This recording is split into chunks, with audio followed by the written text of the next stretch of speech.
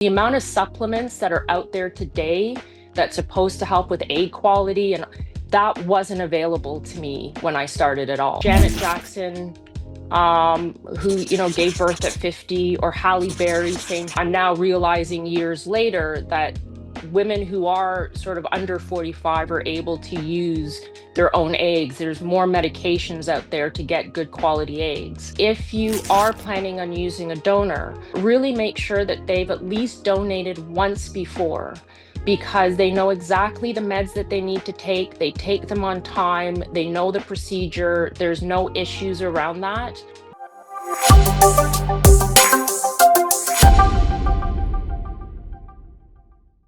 Hi, everyone. Welcome back to Black Fertility Agency's channel. Today, we are doing our Community Voices Spotlight. And if you're new here, my name is Ekene. I'm the Executive Director here at BFA. I think our conversation today is going to be one that a lot of people deeply resonate with. We're sitting down with Naomi, who has been walking through her fertility journey for quite a few years now. And I think her strength, her honesty, and her resilience is exactly why we started this series, to really show the truth behind fertility, especially for Black women.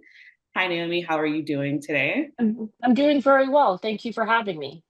Amazing. So, we really want to start with getting to know you. So, not your journey, not the diagnosis. Who is Naomi outside of your fertility journey? Outside of IVF, I am someone who enjoys needle pointing, hiking.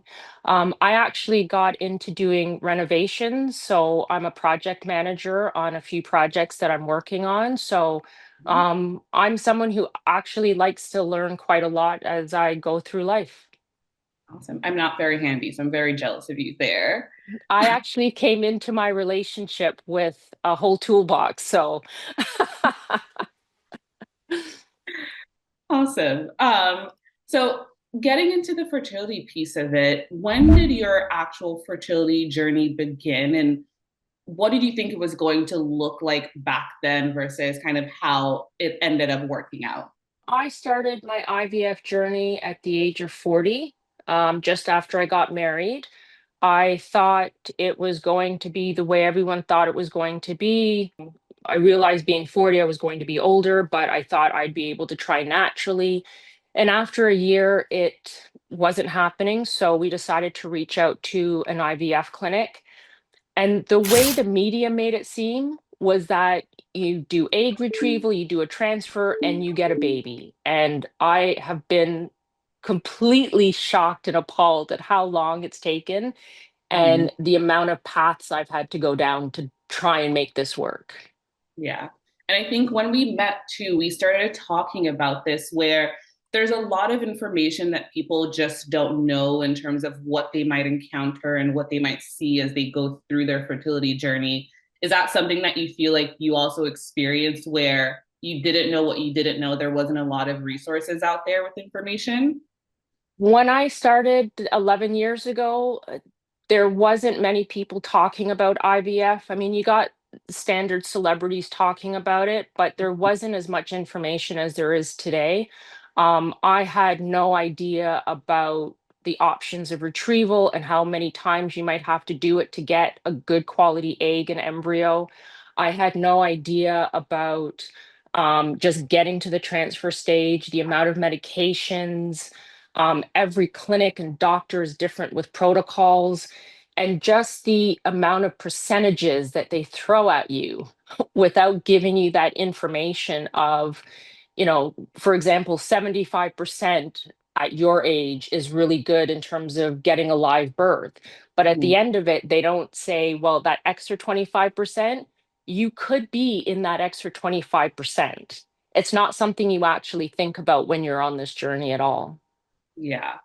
And I think a lot of it too is some doctors want to keep things really positive and keep you motivated. But for a lot of people, they really want to know the full picture, right? Like, yes, 75%, but what about that 25%? Is that a But possibility? But even when you're sitting in the chair, you never think about that 25%. You Yeah. never think about, you're just, oh, I'll get in, I'll do a retrieval, I'll do a transfer.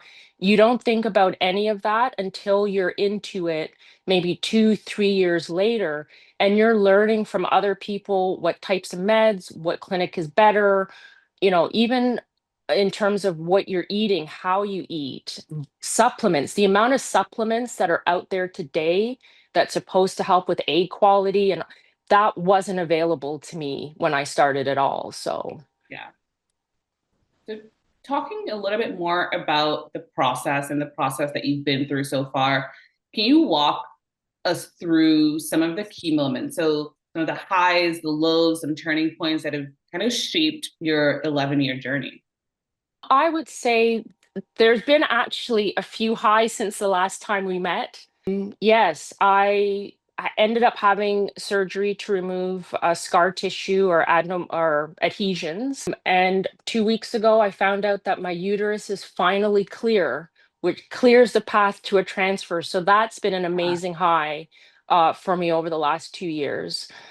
The other high is that I found finally an amazing team of doctors who hopefully will help me get to where I need to be. So being able to find your team and your support is really important on this journey. In terms of the lows, it's been just about everything. Since my husband and I are using donor eggs, it was a matter of trying to find a donor who was Black, and there's very few of those in the databases that are available. The lows have been coming out of a surgery to remove fibroids, and before I even walk out of the door, the doctor's like, you might want to consider a surrogate. And the idea in your head is, well, what is it that you know that I'm not aware of? Some of the lows also is issues around your marriage. IVF will take a huge toll on relationships, not only with family, with friends, with your significant other. So it's very important to make sure that you have proper support systems and you're communicating with a therapist or close friends or someone who understands what you're going through. I know you spoke about how hard it's been to find a Black donor. Do you think your entire experience has been different because you are Black? It has been. When you see people like Janet Jackson, who, gave birth at 50, or Halle Berry, same thing, you wonder what is it that they did? And you wonder, if they shared their story, is it a path that I could be on? I thought I could use my own eggs at 41. I'm now realizing years later that women who are sort of under 45 are able to use their own eggs. There's more medications out there to get good quality eggs. But at the time, I was told, you're too old, you need to do donor eggs. Through a therapist, I actually had to learn to grieve what I thought was going to happen and embrace what my family sort of could look like. Yeah, Um, a doctor telling me go to use donor eggs, it's not something again that you think about being able to just go on a database and find donors until you actually begin to go through those databases and realize there's not a lot of them. yeah, So the first donor we had was from the US, and the day before she was supposed to come and pick up the meds, she backed out. So then to be able, lucky enough to find a donor who was in Ontario was to me, again, a blessing in disguise. She came in, she did what she needed to do, and I'm forever grateful for that. I was also interested in how I was feeling around her donation. mhm, And for me, it wasn't something that I had to do when dealing with retrievals. That's someone else that was doing it. So then I could, continue to live, do what I needed to do, and then I could step in and continue on with the embryos. Without her, I would never get to the stage where I have embryos and working towards transfers. So I'm always grateful for what she's donated to be able to create our family. yeah. And it's such a blessing, like you said, to be able to find that donor in Ontario. So there's less of that added whether it's a cost or just the added logistics of having someone come in from outside of where you live to help you with that. Exactly. So that's one of the things that I sort of counsel some people who have reached out to me is that if you are planning on using a donor, really make sure that they've at least donated once before because they know exactly the meds that they need to take. They take them on time, they know the procedure, there's no issues around that. The first donor we had hadn't done any of it, didn't have a passport to travel, so it just became sort of a logistical nightmare to try and now turn around and find someone else. But I Yeah, think it's really important to sort of decide what it is you're looking for and how long you plan to wait to continue your journey. yeah, And just to understand that using a donor could take a lot longer than expected, especially if you're a person of color. yeah. And I think it pulls back to what we were talking about, right? That education, knowing what the options are, and knowing what's available to you so that when you're making your decisions, you're making informed decisions and you know exactly what you're stepping into. And there's no way you can know 100%, but having some information is helpful. Especially from a doctor telling you to, use donor egg or donor sperm. But nowhere in that conversation did they say, by the way, you might have some difficulty finding a donor that looks like you or even the same skin tone as you. I Mm-hmm. think if I had been given that information, then I would have gone into looking into those databases with a more discerning eye and an expectation that this may take longer than what I thought it would. Yeah. And when it comes to just how you've interacted with all the doctors that you've come across in your journey, what does it mean for you to get culturally competent care? And do you feel like you've received it as you've gone through these 11 years of your journey? For me, competent care, because I'm, third generation Canadian, I find that just trying to find a doctor that will be able to help me not look at the color of my skin, but actually pay attention to what my issues are, where I'm coming from, and really understanding, how I live, such as, what I eat, the type of exercises I do, what type of support that I have. I actually managed finally, as I said, after couple of years, I've been able to find doctors that have been very helpful on my journey. You just have this way of knowing whether a doctor is giving you statistics based on what they see in front of you or whether they're seeing you as an actual individual and Mm-hmm. being able to help you as an individual person. It's taken me a long time to find these doctors, but I think the important thing is being able to use your voice and advocate for exactly what you want so that they know that you're not coming in with rose colored glasses. You know what you want. This is what I need help with. And if you're not willing to help me, I will find somebody else. Yeah. And do you feel like that the strength to speak up, you sort of developed that a bit more as you've gone through your journey, or was that something that you were always able to do from the start? Oh, no, it's something definitely that I have developed because the longer you are on this journey, you eventually get to a point where you become fatigued and you don't want to have to deal with niceties or anything like that. You want to be able to say, give me the honest truth.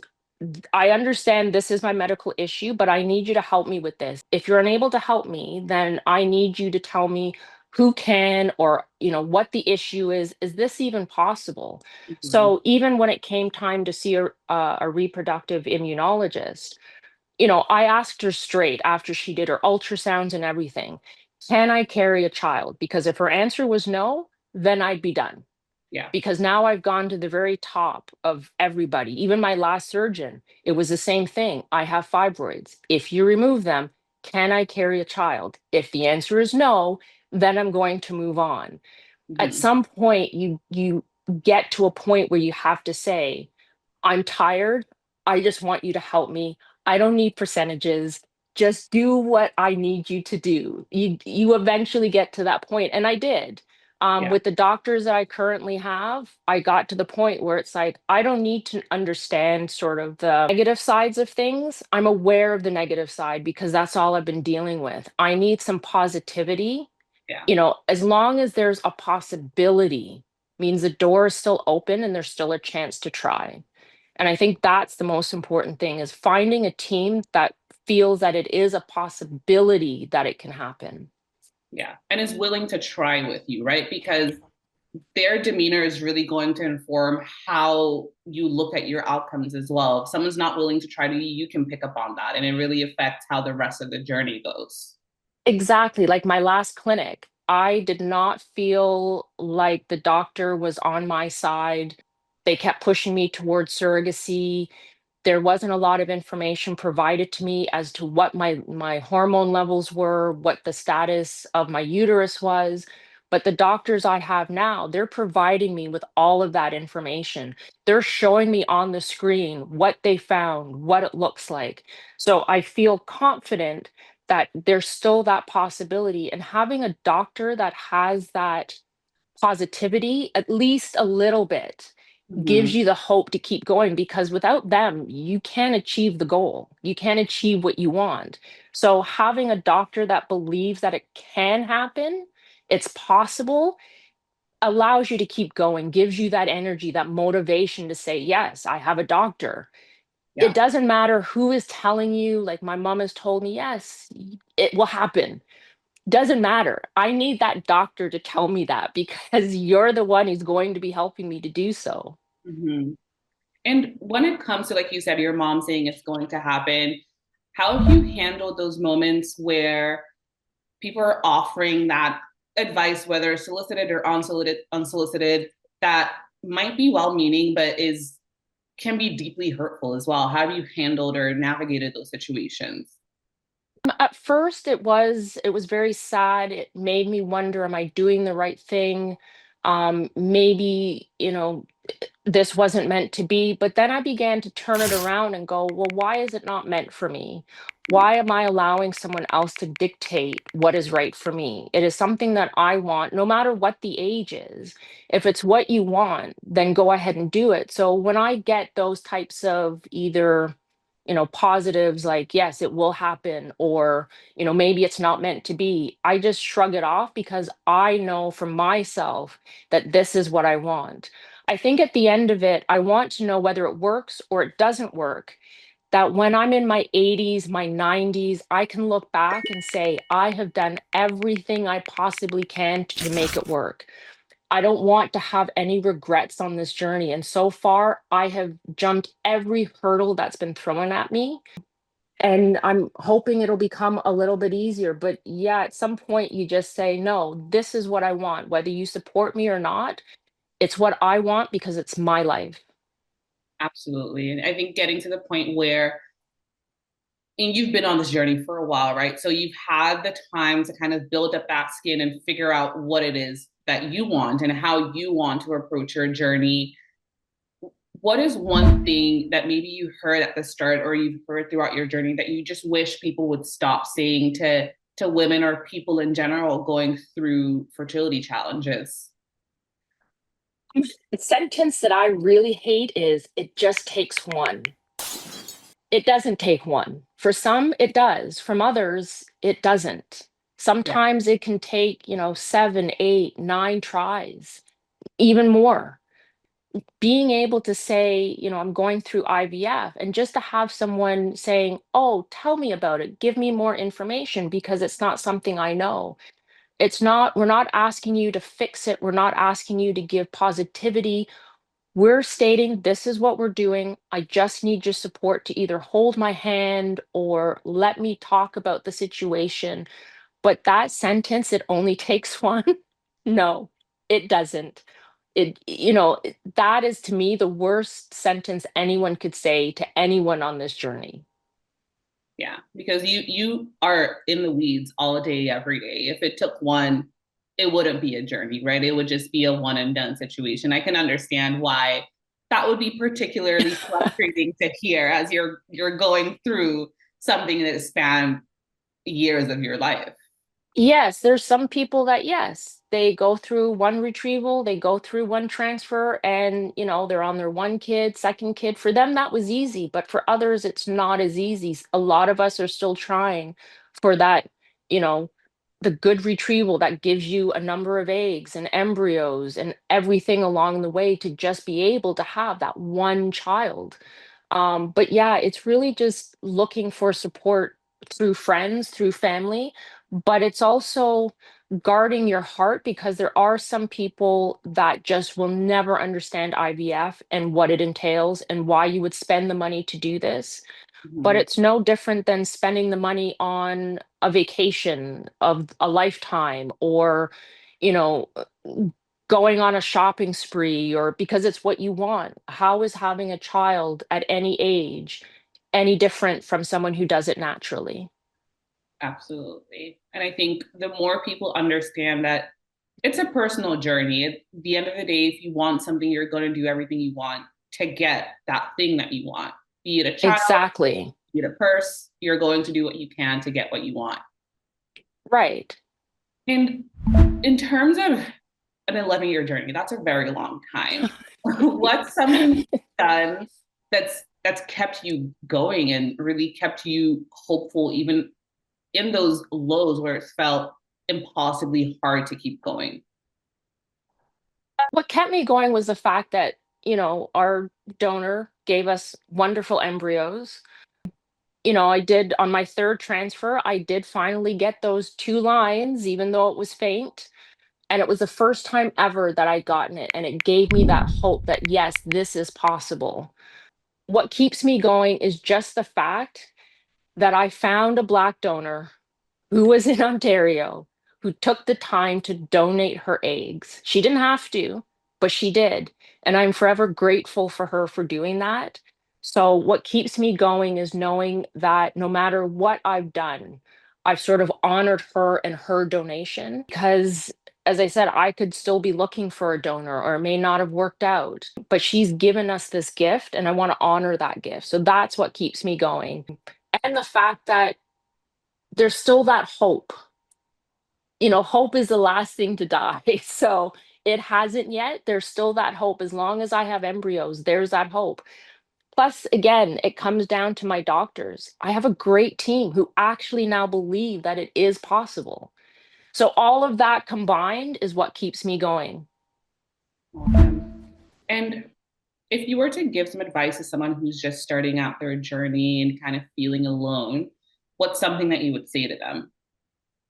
I would say, first and foremost, get a therapist. Specifically one that deals with infertility. So usually there are some clinics that will have a fertility therapist on staff. Mhm. At least being able to speak to that person about your emotions, how you're feeling, your relationship to your significant other, even if you're doing it by yourself. Yeah. Having someone else to talk to is actually really good. And reach out to the IVF community. I have made some amazing friends through the community that has really helped me keep going and makes me feel like I'm not alone in this journey. Before I started reaching out to people, I did feel alone because I don't know anyone else who's gone through IVF. Yeah. I have sisters that have gotten pregnant naturally. My mom's gotten pregnant naturally. I have friends who have adopted. So none of them really understand the IVF route. So being able to have some kind of community, even if it's one person, don't be afraid to share because I can tell you in all honesty, there is someone else going through the exact same thing as you and are struggling just as much. So having someone else you can lean on is extremely important. Yeah, absolutely. I think that the power of community when it comes to going through something so big like this is almost understated. You need that outlet and you need to know that you're not alone in whatever journey it is that you're going through and there's other people out there that are going through the same things or going through similar things that you might be going through. Exactly. Yeah. And to kind of wrap things up here, what's something that you wish someone had told you at the start of this journey? So, year one, what's something you wish you heard going into this? I wish someone had told me that this may be a long journey, that this isn't going to be as easy as you think it is. I wish they had told me that be prepared for the emotional roller coaster. When you start it, you're all excited and you're getting the meds and, giving yourself needles and you're going through the retrievals and, all of that because it's a new experience. I really wish they had said, yes, it can be exciting, but just be prepared that all of these things can happen. The doctors don't tell you, the nurses don't tell you when you're going in for those appointments. They give you the positive aspect of it. If you're going in at 25, 28, 30, they give you the positive side. They don't give you the negative side of what that journey actually entails. And I I have learned a lot in those 11 years. can imagine. It's a very long time. You definitely pick up some lessons along the way. I can imagine. Yes. Well, Naomi, thank you so much for sharing with us today. Thank you for being so open. I know all this, the words and all of your truths that you share today is definitely going to sit and resonate with people in the best way possible. And I hope you enjoy the rest of your Monday. Thank you very much.